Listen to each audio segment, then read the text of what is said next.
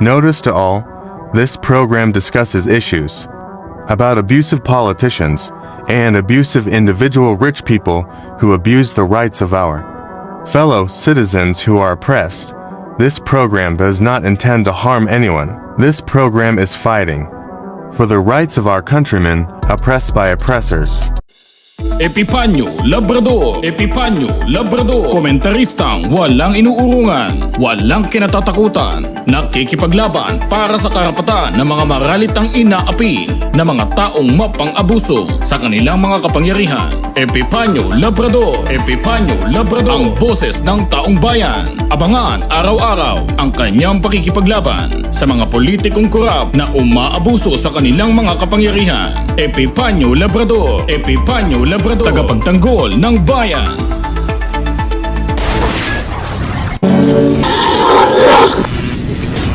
Magandang umaga po sa inyong lahat mga minamahal kong mga kababayan, Luzon, Visayas, Mindanao, na patuloy pong sumusubaybay, tumututok po sa inyong lingkod, Epipanyo Labrador, dito po sa ating programang Kumpirmado.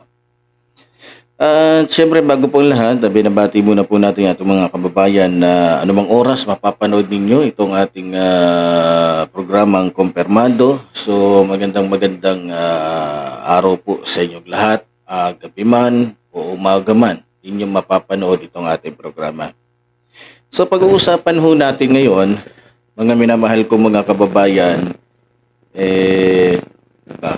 ano na naman itong umaatake. Okay. So pag-usapan na naman ho natin ito pong tungkol po sa naging kaganapan po dyan po sa Kamara, no? Na kung saan po mga minamahal kong mga kababayan ay nagkaroon po ng hindi magandang usapin dyan sa Kamara, na kung saan itong ang si Representative Paduano at maging si Marcoleta ay muntik kong magbardagulan. No? Sabihin, muntik kong parang nakikita ko, muntik bigyan ni Representative Marcoleta ng uppercut itong muntik bigyan ni Paduano ng uppercut itong si Marcoleta. Na kung saan talagang buhis buhay ho na katakataka po yung kanyang pagkampi dito po kay Sara Bulate. Ano?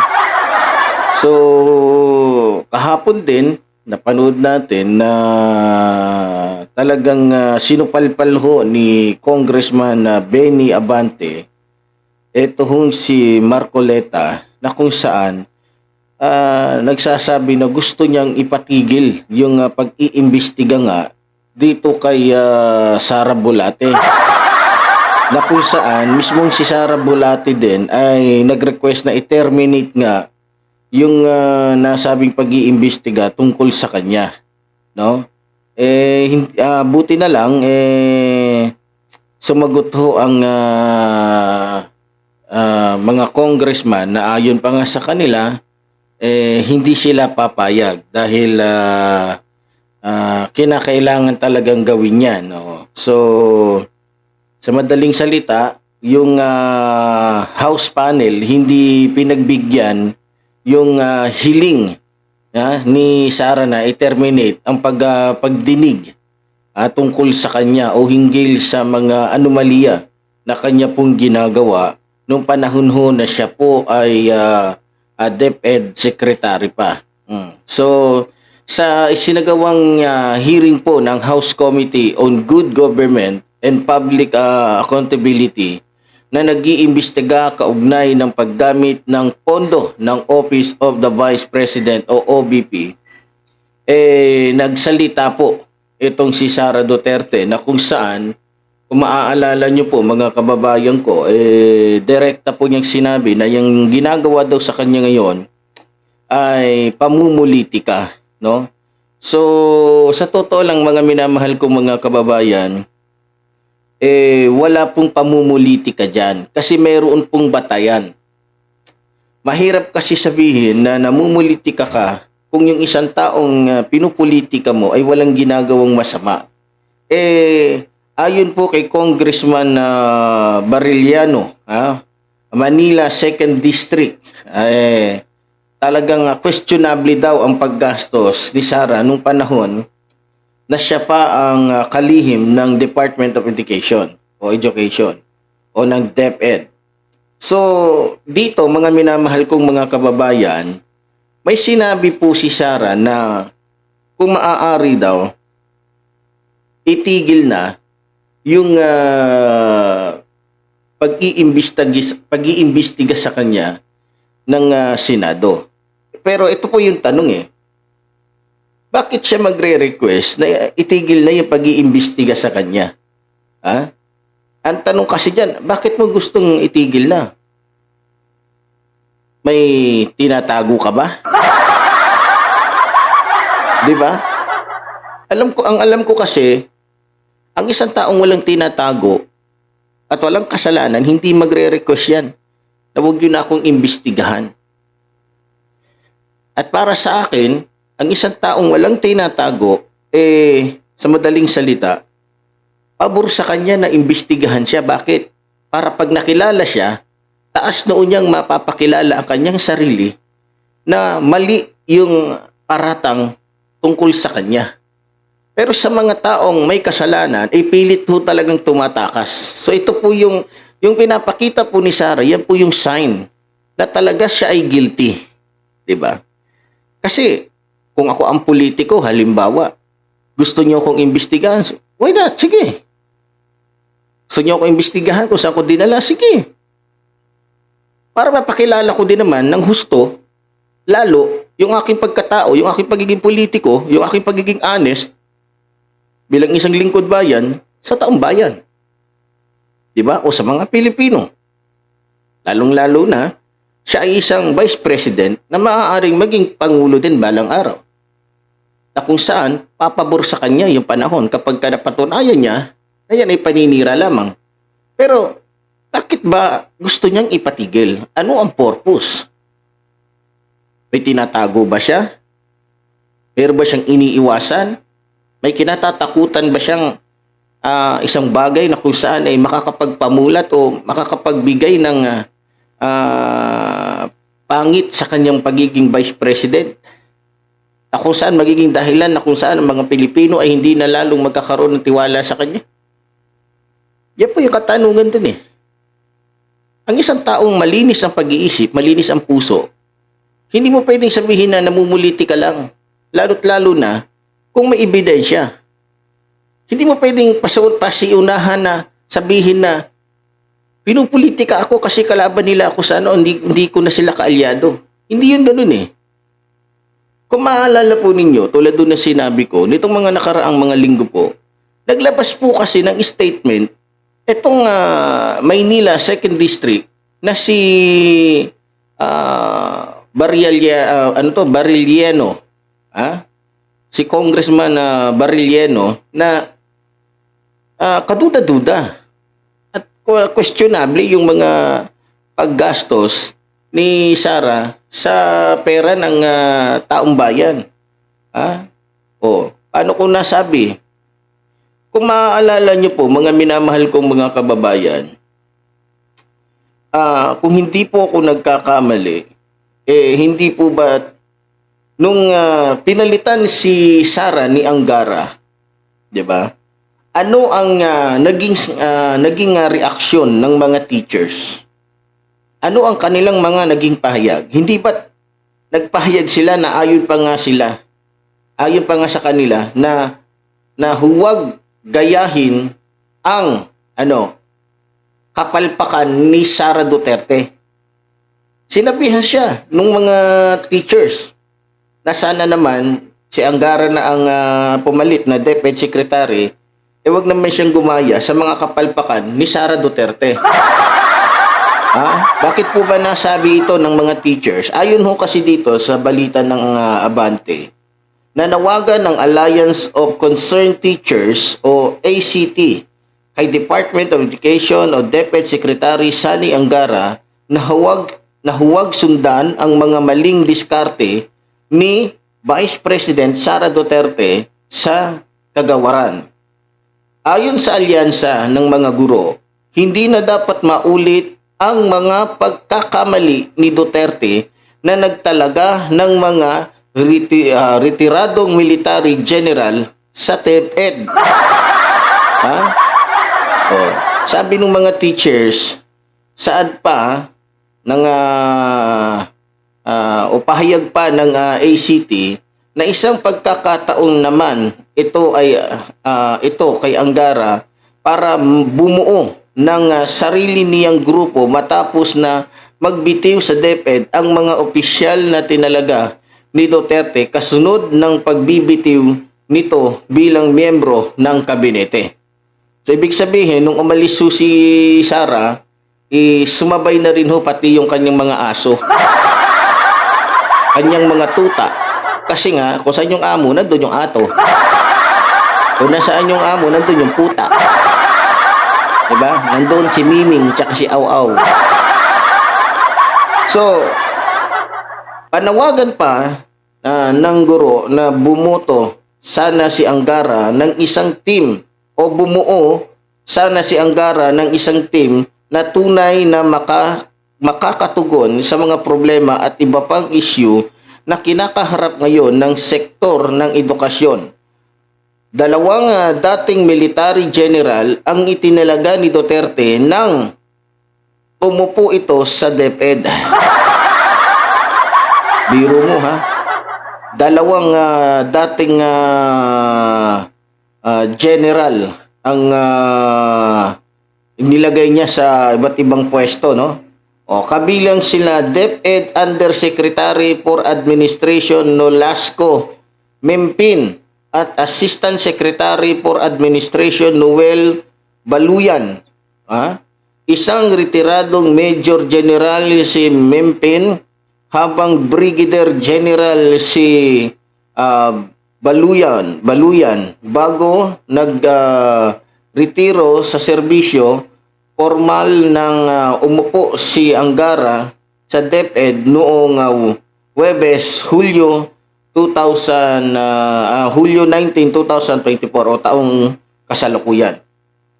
So, ito yung mga kapalpakan ni Sara na hinihiling ng mga teachers na hindi na sana mangyari. So, ito din po yung pwedeng maitanong sa kanya. Bakit sa dami-dami naman ng mga principal, matatalino, mga magna cum laude, bakit kumuha sila ng mga general o retiryadong retirong mga general na ang alam lang naman ay ang laman ng utak ay puro pulbura. Diba? Na kung saan ang alam lang ituro kung paano kalabitin ang gatilyo. Ano gumamit ng iba't ibang armas. O kaya tuloy, yung ating mga kabataan, ang laman ng utak puro pulbura. Kasi mga nagtuturo, amoy pulbura. O isa pa sa pwedeng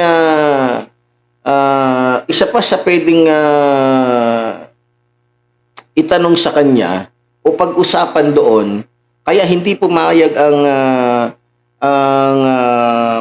mga congressman natin na itigil yung pag-iimbestiga sa ganyan dahil nga po din sa issue po ng 9 bilyong laptop noong 2023 na hindi na i-deliver noong panahon ni Sara Duterte na ayon pa ho dito sa balita sa ilalim ng pamumuno ni Vice President Sara Duterte sa Department of Education o DepEd ay nasa 9 billion halaga ng laptop at e-learning equipment ang hindi na-deliver noong 2023. O tignan nyo ha. Ito ang binunyag ni DepEd Director for Information and Communication Technology Service, ICTS, Director Ferdinand Pitagan sa naging pagdinig ng House Committee on Appropriations sa 2025 budget proposal ng DepEd. So, kaya po tinatanong ng ating mga mambabatas, kaya po iniimbestigahan muna si Sara dahil ayaw po ng ating mga mambabatas na maulit pa na na kung saan ay nasayang lang yung 9 billion. Tapos manghihingi na naman si Sara ng 2 billion para ano? Para sayangin. Hindi naman kaya para kupitin. Ha? Kinumpirma ni Pitagan ang 2023 report ng Commission on Audit o COA 2023 na nagsasabi na nasa 2.18 billion sa 11.36 billion budget ng DepEd para sa computers, laptop, smart television sets at e-learning equipment ang nagamit. Ha? Oh. Sa naging pagdinig ay tinanong ni Batangas Representative Jackie Luestro na 19.22% lamang ang utilization rate ng DepEd. Now, we have this 11 billion budget. You requested this for 2023. Bakit ang disbursement niyo ay 2 billion lang? Tanong ni Luestro. So, ibig sabihin, tama po yung sinasabi ni Congressman na Manila 2nd District Barillano na may kaduda-duda po at may kahina-hinala sa ginagawa po ni Sara bilang DepEd Secretary. So, dito mga minamahal ko mga sabi pa ho dito, pinaliwanag ni Pitagan na hindi nagatas nagastas naman yun. Hindi nagasta ang malaking bulto ng 2023 budget para sa computerization program dahil ang 2022 budget pa ang siyang ginasta ng ahensya. So, ibig sabihin, nasaan? Nasaan? Mga minamahal ko mga kababayan, nasaan? Kaya nga kaduda-duda, di ba? So, dahil sa mabagal na pagbili ng mga laptop, sinabi ni Pitagan na ang student to computer ratio ay 1:9. 1:9 and teacher to computer ratio ay 1:30. Grabe. Sinabi ni Luestro na dahil sa mahinang pagsasaayos ng DepEd ng e-learning, kaya bagsak ang bansa sa program for International Student Assessment o PESA. So, dito mga minamahal ko mga kababayan, sabi pa nga ni Sara, ang dahilan daw ng, ang pinaka-problema daw ng ating bansa, yung kakulangan o mahinang edukasyon. Alam mo, yung nagsasalita mismo siya, ay siyang naging dahilan. Biro mo ha, 1:10 o 1:9 sa isang computer siya yung gumagamit, tapos sa teachers naman 1:30. Aba, matindi. Diba? Samantalang yung hiningi niyang budget, kasi nga maganda yung maganda yung proposal. O sige, para maging maayos, maganda, maging high-tech, makasabay tayo sa iba. So ginamit lang ngayon yung rason na yon. Ginamit lang ngayon proposal na yon para pagbigyan siya doon sa kanyang kukunin na budget para sa DepEd. Nang sa ganon, ay malaki-laki yung mananakaw niya. Kaya nga kaduda-duda. Kaya gustong-gusto ni Sara Duterte na huwag pag-usapan ito. Kaya gusto niya, kaya po humiling siya na i-terminate ang usaping ito dahil pag ito po ay nahukay, at ito ay talagang sinalaysay pinag-usapan dyan, lalabas na yung bilyon-bilyon na yan ay nailagay po sa kanyang bulsa.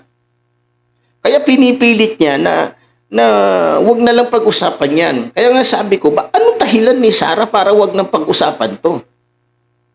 Na kung ako si Sara at alam ko sa sarili ko na wala akong kasalanan, mali kasi sinasabi niya wala daw siyang kasalanan, hindi mo pwedeng sabihin lang ganun-ganun yan. Kailangan imbestigahan yan, gawan ng pag-uusap yan, tignan yung ebidensya, ikumpara ng taong bayan kung sino yung nagsasabi ng totoo, yung boka-boka lang ba niyan, sinasabi niya na walang ginawang mali ang OBP, o yung mga ebidensya na nakalap ng ating mga nasa otoridad o ng COA o ng maging ng ating mga mambabatas dyan sa Kamara. Diba? So kung may namumuliti ka man dito, ay wala nang iba kundi siya. Kasi bakit? Kumbaga para siyang nakikipaglaban ng debate, Biblia to Biblia, samantalang ang ginagamit niya ay bunganga lang at saka laway. Wala siyang resibo, walang papel, walang ebidensya na kung saan, kung siya, abogado siya eh, alam niya na kung talagang wala siyang kasalanan, pabor sa kanya yon. Ibigay niya, iharap niya yung mga ebidensya, magbigay siya ng mga papeles, magbigay siya ng resibo, magbigay siya ng kung ano-ano na makapagpapatibay na kung saan magpapakilala na talagang siya nga ay walang kasalanan. Pero sa ginagawa niyang ito po yung estilo ng isang mahusay na politiko na kung saan isang mandurugas na politiko na umiiwas po sa issue laban sa kanya. No? Na kung saan may katotohanan. Kasi nga naman, tingnan mo, ang nagsasalita na po dito ay hindi po basta-basta mga tao, kundi mga taga-COA. O yung mga congressman na nag-iimbestiga sa kanya. So lumalabas lamang dito, mga minamahal ko mga kababayan, kaya gustong-gustong tanggalin ni Sara yung usapin na ito dahil ito po ang natitiyak kong sisira sa kanyang pagkatao. Na kung saan karapat dapat lang din naman na malaman ng taong bayan nang sa ganon malaman natin kung ano at sino talaga siya. Na kung saan nagkukubli sa kanyang tunay na pagkatao o nagkukubli sa kanyang pagiging vice president o nagkukubli sa kanyang mga kasinungalingan. So, dito, mga minamahal ko mga kababayan, ito tungkol naman po sa palpak na feeding program ng DepEd. Diba? Tapos na tayo sa laptop. Ayon ho dito sa balita, 10 ng 17 rehiyon ng bansa nang hindi na kinabang sa school-based feeding program ng Department of Education o DepEd noong nakaraang taon sa ilalim ng pamumuno ni Vice President Sara Duterte ayon sa audit report ng Commission on Audit o COA. Sa COA report para sa 2023, sinabi na 21 school division office sa iba't ibang bahagi ng bansa ang nakaranas ng pagkaantala o hindi na deliver sa oras ng pagkain at gatas sa ilalim ng 5.69 bilyong school-based feeding program. Tignan nyo yung malaking kapalpakan niya.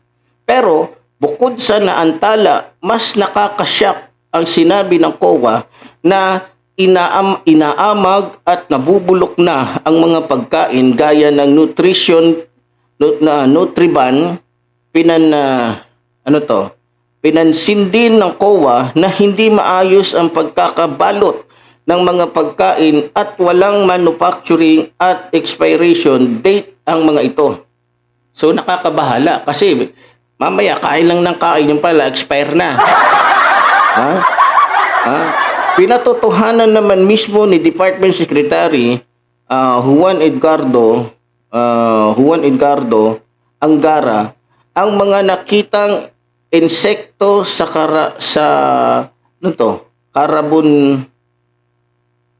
Carabon ba talaga to? Carabon milky ban at Inutriban.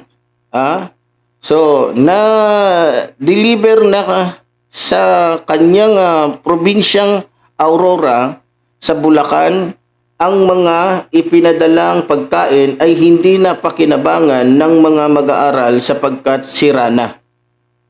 So, maliban na naantala, dahil nga naantala, dumating sa punto na siguro nag-expire na. So, yung mga nakaranas sa Camarines Sur naman, ang 100 milyong halaga ng pagkain, 100 milyon na halaga ng pagkain ay hindi umano dumating at ang supply contact para sa gatas ay hindi umano nalagdaan. Sa Palawan, ayon pa rin sa audit report, nauna umano ang pagbabayad ng supplier kaysa pagdating ng mga pagkain. Biro mo yan. Ang alam ko ito, parang may nangyayari hindi maganda dito. Kumbaga, alam ni Sara to. Alam ni Sara to kasi kung talagang nakatuon siya sa kanyang trabaho at talagang sinisikap niyang magampanan yung kanyang tungkulin, hindi magiging ganyan yan. Hindi magiging ganyan yan. Sinita ng Commission on Audit o COA ang pinaamag na nutrition ban, nabubulok na mga food item, hindi maayos na pagkakabalot ng mga pagkain at questionableng manufacturing at expiration date ng mga pagkain sa ilalim ng school-based feeding program ng Department of Education o DepEd noong 2023 sa ilalim ng pamumuno ni Vice President Sara Duterte. Diba? So, iilan lang po yan sa dapat pag-usapan dyan dahil ang pinag-uusapan po dyan, mga kababayan, hindi po 10 piso. Hindi po 1,000. Ang pinag-uusapan po dyan ay bilyon-bilyon na kung sana ay hindi gumawa ng kabulastigan itong si Sara ay talagang napakinabangan ho yan ng maayos, lalong-lalo pa ng mga estudyante o ng mga mag-aaral o ng mga teachers sa buong Pilipinas. At maliban dyan, kailangan malaman kung saan dinala ni Sara yung budget ng 2023 na hindi niya ginastos dahil ayon nga sa ating nabasa, ang ginastos niya ay yung budget na ibinigay sa kanya noong 2022. Diba? So, sa madaling salita, mga minamahal kong mga kababayan, may nangyayari pong hindi maganda. Na kumbaga, ang gagawin mo, yung binigay sa iyo noong 2022, hindi mo ginastos. Para pag nagbigay uli ng pera sa 2023, yun ang ibubulsa mo, yung binigay sa 2022, yun ang igagastosin mo para, anong ang ibig sabihin nun? Para hindi mahalata na ninakaw niya, binulsa niya, yung pera na budget na binigay sa DepEd para sa 2023.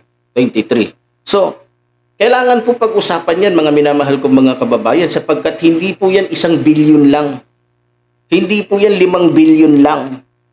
Kaya, kung tayong mga Pilipino ay mahalaga para sa ating mga sentimo, piso, na ibinibigay nating tax o buwis sa ating gobyerno para ibigay, gamitin sa mga proyekto, ipasweldo sa mga politiko, dapat anuhin natin yan, alamin natin. So, ang ginagawa po ng Kamara ngayon, hindi po yan para sa kanila. Dahil sa totoo lang, kung ang ating Kamara ay wala pong concern sa mga Pilipino nagbibigay ng tax, hindi na nila kailangan gawin yan. Pero kaakibat at kasama sa kanilang tungkulin na alamin, imbestigahan, yung mga politikong nagwawaldas lamang ng pera na kung saan binababoy, winawalang niya yung karapatan ng mga tao o ng mga Pilipino nagbibigay ng buwis. Kaya po sila nag-iimbestiga dahil yan po ay para sa ating lahat. At karapatan natin naman talagang mga Pilipino na malaman yan na ngayon po ay hinahadlangan ho, ayaw pag-usapan ni Sara Duterte. Bakit kaya? Bakit kaya? At bakit ayaw din pag-usapan ni kung saan ni Marcoleta, na kung saan nagkaroon sila ng hindi pagkakaintindihan ni Abante maging ni Paduano, na kung saan parang kampi itong si Marcoleta sa ginagawang kabulastugan nitong ni Sara. Congressman siya, alam niya kung ano ang motibo, hindi para sirain si Sara. Para malaman ng taong bayan kung bakit siya iniimbestigahan, para malaman ng taong bayan kung ano at sino itong si Sara Duterte. Nang sa ganun, maging malinaw sa taong bayan kung ano talaga ang mga Duterte at sino si Sara Duterte at ano ang kanyang motibo, ano ang kanyang trabaho, ano ang kanyang purpose, at saan niya dinala yung mga pera na pinaghihingi niya. Kung ito ba ay napunta sa taong bayan o ito ba ay napunta sa bulsa niya. Napakahalaga po niyan. So sa madaling salita, dahil humihiling si Sara na huwag pag-usapan yan, may tinatago siya. Humihiling si Sara na huwag nang pag-usapan yan, biro mo ba naman pagkatapos siyang pagsalitain, nakita niyo yung pagiging niya? Pagkatapos niyang magsalita, umalis na agad siya. Ayaw niyang marinig yung mga katotohanan na malalaman doon sa Kamara. Nakita nyo na, Vice President pa lang yan. Vice President pa lang yan. Tingnan nyo kung paano na siya umasta, lalo na kapag yan ay naging Pangulo pa. Kawawa po ang Kamara. Bababuyin, babastusin, yuyurakan, tatawanan, tatapakan na lamang ni Sara Duterte. So sa ating mga kababayan, kung kayo po ay malalim ang inyong kaisipan sa mga nangyayaring ito, masasabi mo talaga na parang may something wrong. Diba? May mali. At talagang may mali. Kasi, tapos sasabihin niya, nung in-interview pa siya, may ginagawa daw mali ang kamera. Sinong gumagawa ng mali? Kamera o siya? Isa lang naman to nagpapakita unang-una ng kabastusan. Nagpapakita ng kamangmangan. Nagpapakita na akala mo walang alam sa batas. Diba? So, lahat po na sinasabi ni Sara Duterte, bunga po yan ng kanyang kaba. Kaba na baka malantad yung lahat ng kanilang mga baho. Alam ko po, kinakabahan na si Sara Duterte dahil alam niya sa sarili niya na malapit nang malaman ng taong bayan kung ano at sino siya. Ang kinakatakot po kasi niya, bakit ayaw niyang pag-usapan dyan sa kamera, ayaw niyang marinig sa kamera yung mga katotohanan dahil mapapahiya talaga siya. No? Mapapahiya talaga siya. So, ganun pa man, salamat na lang din at kahit papaano, hindi po pumayag ang kamera na itigil yung pag-iimbestiga tungkol sa kanya dahil lalo na ayon pa nga sa akin natanggap na balita, iimbestigahan na si Sara tungkol nga sa kanyang mga katiwalian sa DepEd. Napilit niyang ayaw pag-usapan dahil nga ang gusto niyang pag-usapan lang, yung kanyang gustong hingiin. No? Ang gusto niyang pag-usapan, yung mga hihingiin lang niya na budget. Kumbaga, nasanay kasi siya dun sa Davao City bilang mayor na kahit lantaran na yung kanilang pagnanakaw, panluloko sa taong bayan, walang nagtatanong sa kanila. Dahil pag may nagtanong, ang kapalit po nun ay buhay. So, dito sa usapin na to, mga minamahal ko mga kababayan, sana maging wais ho tayo. At manindigan ho tayo na dapat malaman natin kung ano yung ating karapatan, ano at sino o saan ginastos ni Sara yung pera natin. So masasabing atin, kailangan malaman natin kung saan ginastos ni Sara yung pera natin. Nang sa ganun, hindi naman mauwi lang sa wala yung mga binibigay natin na ambag para sa ikabubuti ng ating gobyerno o ng ating bansa. Para magkaroon ng magandang proyekto itong ating bansa o yung mga sinasabi nating mga nasa katungkulan na mayroong magandang motibo. Ang tanong, si Sara, may maganda nga bang motibo? Lahat ng sinasabi niya, wala namang nangyari dun. Sinasabi niya, ang problema daw ng bansang ito ay tungkol sa kakulangan na o mahinang edukasyon. Sino ba ang nagpahina lalo ng edukasyon? Hindi ba't siya din naman? Diba? Nung panahon niya. Bakit ayaw niya i-deliver yung mga Kasi nga, expire na. Tulad doon na sinabi ko, sinadya po niyang bumili ng murang mga bilihin. Diba? May sa kumpanya, mayroong mga expire na. 2 weeks na lang, 2 weeks. Expire na. Binili niya yun, hindi sa tamang halaga, kundi sa sobrang murang halaga. At in-stock niya in-stock doon sa bodega para nang sa ganon, dumating man yun na panahon na ma-expire na siya, may rason na siya na kaya hindi niya pinadeliver to kasi expire na. Ba't mo naman kasi binili na alam mo na malapit na palang mag-expire yan, 2 weeks na lang. So ano ang motibo? Para mura niyang mabili yung nasabing mga relief goods.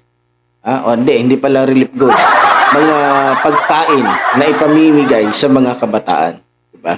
So, ayaw ni Sara pag-usapan yan kasi bakit? Meron na pong konkretong ebidensya na pwedeng iharap sa korte laban sa kanya para panagutan niya ito. So, bakit ba dinadaan mo na sa kamera? Para po, iba kasi dun sa korte. Sa korte kasi sila lang ang nandoon. Limitado lang, mabibilang lang, sa 100 daliri yung pwedeng pumasok doon sa korte. Samantalang kung ang pag-iimbestiga ay saklaw ng social media o nakikita ng lahat, magkakaroon na ho tayo ng malinaw na kaisipan o tamang tawag nito. Magkakaroon na tayo ng idea. Yan, sa madaling salita. So, kapag nakita natin na guilty si Sara sa kamera, alam na natin na mas lalong magiging guilty siya doon sa husgado. No? Kaya nga minsan sinasadya ng mga congressman natin na unahin mo na dyan bago sa ano. Kasi at least doon pa lang, magugulat tayo. Doon sa kamera, 100% na guilty. Bakit pagdating doon sa ano, alam na kung anong nangyari. Kaya nga napakaganda din kung bakit mayroong mga usapin dyan sa kamera maging sa Senado. Kasi bakit? Halatang umamin na. Tapos pagdating doon sa korte, na-dismiss pa. Aba, ibang usapan na yun. Parang may gapangan na nangyari. Diba? So, sa ating mga kababayan, pasensya na ho kayo. Pero ganoon pa man, maya-maya po tayo po ibabalik dito sa ating programa. Pasensya na rin kayo, talagang nagloloko po yung aking signal dito sa aking area.